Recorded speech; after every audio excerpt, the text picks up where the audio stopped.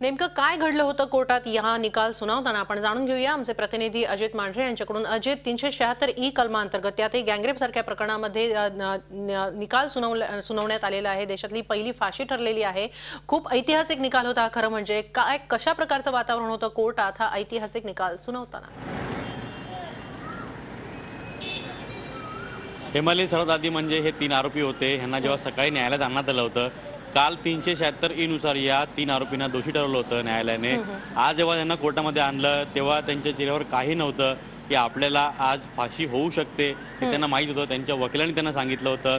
न्यायालयामध्ये जे काही युक्तिवाद होते त्यानुसार त्यांना माहिती होतं की आपल्याला फाशी होईल, पण त्यांच्या चेहऱ्यावर तसूभर देखील असा एक पश्चाताप नव्हता।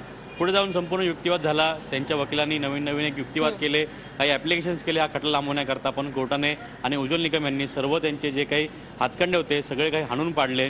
पुढे जाऊन जेव्हा या संपूर्ण ऑर्डर करता सुनावण्यात आलं, त्याच्या आधी या 3 आरोपींना विचारण्यात आलं की तुम्हाला जी शिक्षा सुनावली जाणार आहे त्यावर तुम्हाला काय बोलायचं का।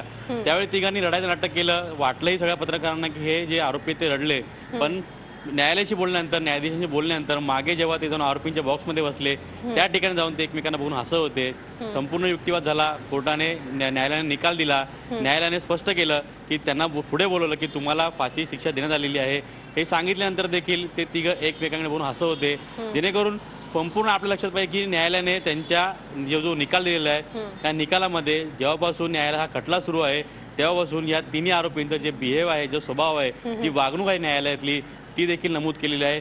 तशा पद्धतीने पोलीस आहेत, त्या पोलिसांची ते लोक आर्ग्युमेंट करत होते, त्यांच्याशी भांडत होते।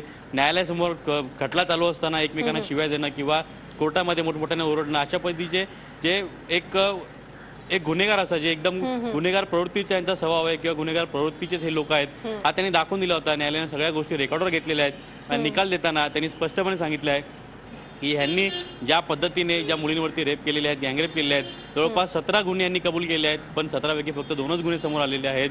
त्यामुळे यांना समाजात राहण्याचा अधिकार नाहीये। यांना जर कुठे कमी शिक्षा झाली तर यांना जो समाजामध्ये चुकीचा आणि त्यामुळे चुकीचा संदेश जाऊ नये ही एक अपेक्षा कोर्टाने व्यक्त केली आणि या तिघांना फाशीची शिक्षा सुनावण्यात आलेली आहे। धन्यवाद अजित, आपण दिलेल्या सगळ्या माहितीबद्दल। झी 24 तास रहा एक पाऊल पुढे।